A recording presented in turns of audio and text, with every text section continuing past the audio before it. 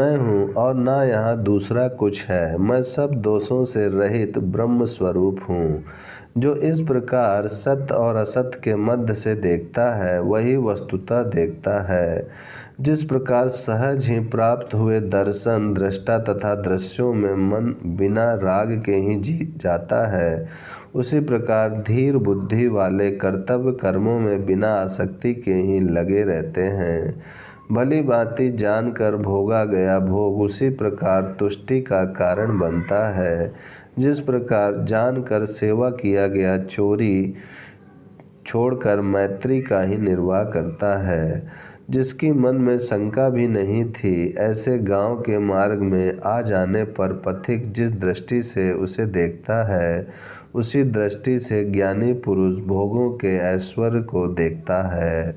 निग्रह किया हुआ मन अनायास प्राप्त हुए थोड़े से भी भोग को, जो विस्तार को नहीं प्राप्त हुआ है, क्लेशदायक होने के कारण बहुत अधिक समझता है। बंधन से मुक्त हुआ राजा भोजन के एक ग्रास मात्र से संतुष्ट हो जाता है, परंतु वह यदि शत्रु के द्वारा आबद्ध न हो तथा आक्रांत न हो तो राष्ट्र भी उसके लिए उपेक्षणीय हो जाता है।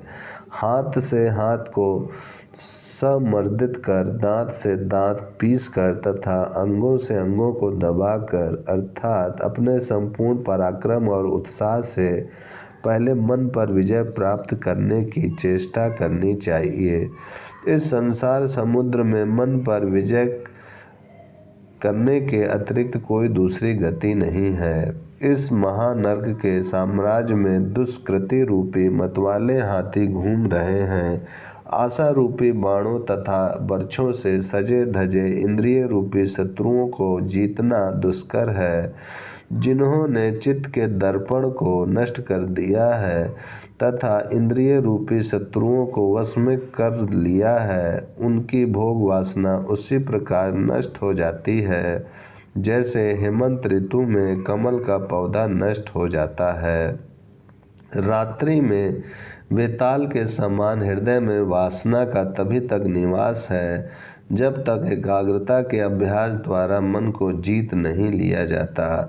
विवेकी पुरुष का मन अभिष्ट कार्य करने के कारण भृत्य के समान है। सारे प्रयोजनों को सिद्ध करने के कारण मंत्री रूप है और मेरे विचार से समस्त इंद्रियों को वश में करने के कारण सामंत रूप है।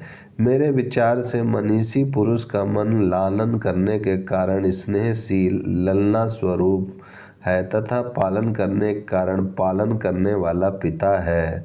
मन रूपी पिता शास्त्र दृष्टि से तथा आत्म प्रकाश, आत्म बुद्धि एवं आत्म अनुभव के द्वारा परम सिद्धि को प्रदान करता है।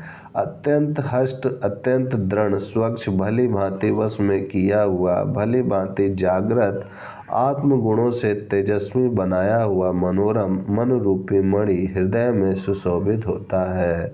ब्रह्मन भांति भांति के पंखों से मलिन इस मन रूपी मणि को सिद्धि के लिए विवेक रूपी जल से धोकर आलोकवान बनो। श्रेष्ठ विवेक का आश्रय लेकर बुद्धि से सत्य का साक्षात निश्चय करके इंद्रिय रूपी शत्रुओं को पूर्णतः छीन कर संसार सागर से पार हो जाओ। केवल आस्था को संसार की आशा को ही अनंत दुखों का कारण जानो और सर्वत्र केवल अनास्था को सुख का घर समझो। वासना के सूत्र से बंधा हुआ यह संसार बारंबार होता है। वह प्रसिद्ध वासना अत्यंत दुख का कारण बनती है और सुख का उन्मूलन करने के लिए आती है। जीव चाहे धीर हो, अत्यंत बहुश्रुत हो, कुलीन हो, महान हो, फिर भी वह तृष्णा से उसी प्रकार बंध जाता है जैसे श्रृंखला से सिंह बंध जाता है। परम पुरुषार्थ का आश्रय लेकर और भली भांति उद्यम करते हुए शास्त्र अनुसार शांति पूर्वक आचरण करता हुआ कौन पुरुष सिद्धि को नहीं प्राप्त करता। मैं ही अखिल विश्व रूप हूँ, मैं अच्युत परमात्म स्वरूप हूँ, मेरे सिवा और कुछ नहीं है। इस प्रकार के ज्ञान द्वारा होने वाला अहम भाव ही श्रेष्ठ है। मैं समस्त प्रपंच से अतीत हूँ, बाल के अग्रभाग से भी सूक्ष्म हूँ।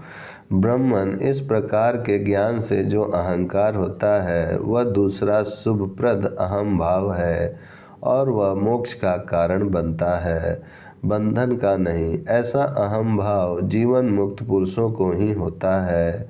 हाथ पैर आदि से युक्त यह शरीर मात्र मैं हूँ, इस प्रकार का निश्चय तीसरा लौकिक अहंकार है और यह अत्यंत तुच्छ है। यह अहंकारात्मक दुरात्मा जीव ही संसार रूपी दुखद वृक्ष का मूल है। इससे मारा गया प्राणी अधपतन की ओर ही दौड़ता है। इस दुखद अहंकार को त्याग कर और चिरकाल तक शुभ अहंकार की भावना में लगा हुआ प्राणी संयुक्त होकर मुक्ति को प्राप्त होता है। पहले कहे गए दो अलौकिक अहंकारों को अंगीकार करके तीसरे दुखद लौकिक अहंकार को अंगीकार करके तीसरे दुखद लौकिक अहंकार को त्याग देना चाहिए।